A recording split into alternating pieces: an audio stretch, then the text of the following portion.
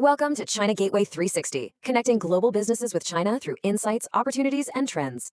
Right, let's jump straight into the massive headache keeping foreign executives awake at night. We're talking about building a resilient cybersecurity compliance strategy in China, one that actually protects you without totally crippling your operations. Today, we're breaking down the great debate, in-house versus outsourced compliance models. So why the urgency? Well, the numbers tell the whole story. We've seen a staggering 173% enforcement spike over just 3 years. That's a massive shift. But the real wake-up call here? The penalties. You're looking at a potential hit of 15 million RMB, or even up to 5% of your global annual revenue.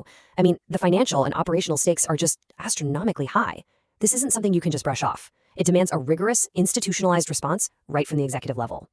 Okay, so what are your actual options here? Let's look at the in-house approach first. Building your own core compliance team gives you some major strategic muscle, right? You get deep global integration and, crucially, direct relationships with local regulators. But here is the catch. It's going to demand a really hefty annual budget, somewhere between 3 and 8 million RMB. Plus, you're looking at a pretty sluggish 6 to 9 month setup timeline before you're even fully running.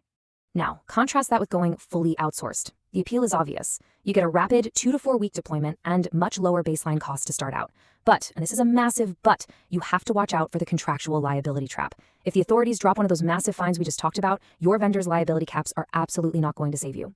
At the end of the day, executive accountability rests squarely on your leadership shoulders, not on your external consultant. China Gateway. Gateway. Your gateway to business in China. When we put this side by side, it really boils down to a fundamental trade-off for decision makers. You're essentially weighing the incredibly fast, under 1 hour incident response you'd get from an internal team against the highly scalable, rapid efficiency of an outsourced provider. It's a classic balancing act. But here is where it gets really interesting. The data shows that 63% of Fortune 500 companies operating in China actually use a hybrid operational model.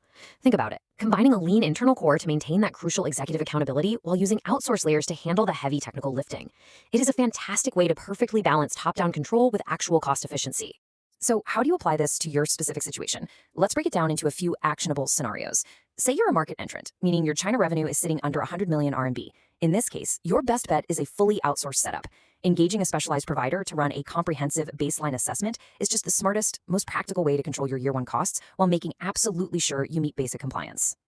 Now, what if you're an established multinational pulling in over 300 million RMB in revenue? The recommendation here is crystal clear.